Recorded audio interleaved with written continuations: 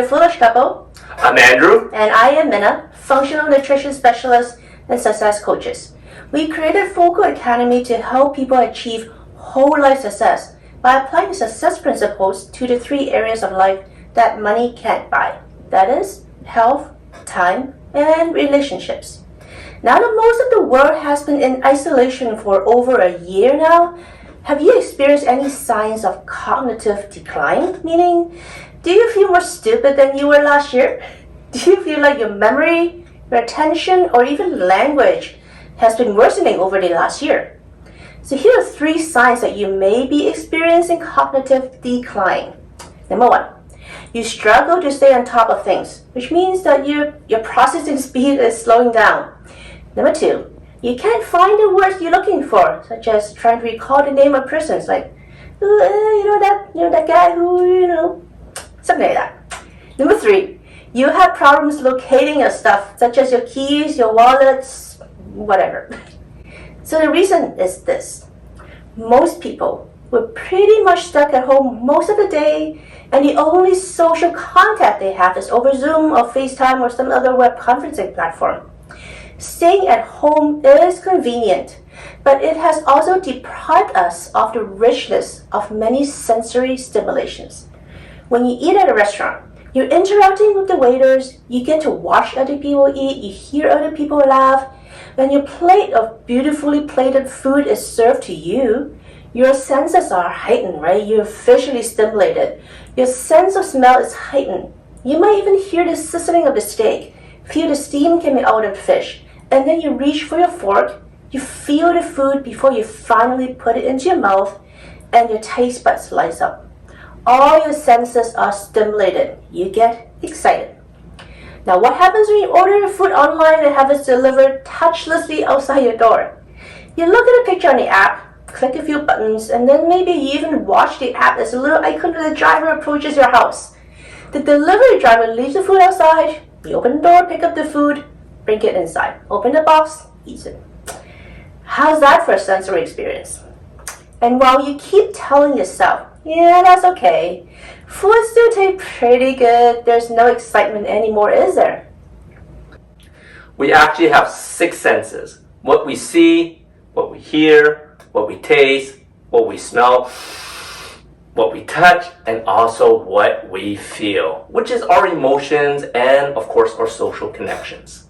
The thing is, scientific research shows that when you are engaging in all these senses, including emotional or social senses, your brain stays healthy and your memory stays active. When your senses are rarely engaged, you start experiencing neurodegeneration, meaning you get dumber, you start to forget where you put your keys, you can't recall other people's names. You may think that being forgetful is just a side effect of getting older, right? But that's not true at all. There are plenty of really bright, sharp, older people who can remember everybody's names and is smart as hell, right? Now, remember that TV show Seinfeld? In this particular episode, someone asked Kramer, how do you get from Manhattan to Coney Island? And Kramer, being Kramer, launched into this elaborate description of buses and subways involving numerous changes scattered throughout the city, called out various alternatives at each point and the consequences of each choice. He literally described a movie of how you get from one place to another. And then Elaine stepped in and says, well, couldn't you just take the D train? Now, of course you can, but in this case, Kramer is thinking and living neurobically. The word is neurobically. Looking for alternative pathways, new possibilities, and engaging his brain's associative powers and navigational abilities to engage in flexible spatial thinking. Elaine, on the other hand, is just trapped by routine. Scientific research, including the ones done by MacArthur Foundation, has repeatedly proved that social deprivation has severe negative effects on overall cognitive abilities, validating the fact that keeping ourselves active socially and mentally are critical factors for our mental health. So, if you don't want to get any dumber, here's something you can do. The solution is Neurobics exercises. Now the good news is that Neurobics doesn't take up any more time, and you can work Neurobics into your day-to-day activities. Here's a few things you can do. Number 1, switch your hand when you brush your teeth, or switch the knife and fork while you eat with chopsticks. The key here is to change things up. When you switch the hand you use from left to right or right to left, you are stimulating a different area of your brain and therefore waking it up. Number 2, walk around blindfolded inside your house or take a shower with your eyes closed. The goal here is to shut off your visual senses so that your other senses get heightened. You may be able to hear a slight whining of the faucet, the air conditioning buzzing overhead. You can feel the soap on your body, feel how the conditioner smooths out your hair.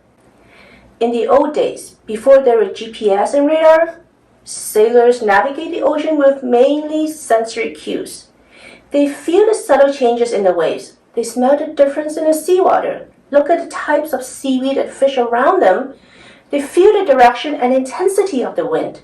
They're constantly doing neurobic exercises. So for you, the third thing you can do is to change your route. If you're commuting, take a different route or stay off the highway when you go to the grocery store. Don't rely on your GPS. Be aware of the houses and buildings along the route. If you walk your dog, change up the route. Smell the flowers along the walk and study the trees. Your dog will love it and so will you. The point here is to get your brain to track where you are so that you can get to your destination, eventually return home. I hope you enjoyed this episode. Next time we see each other, you're probably just a little bit smarter and happier. Until next time, love what you live and live what you love.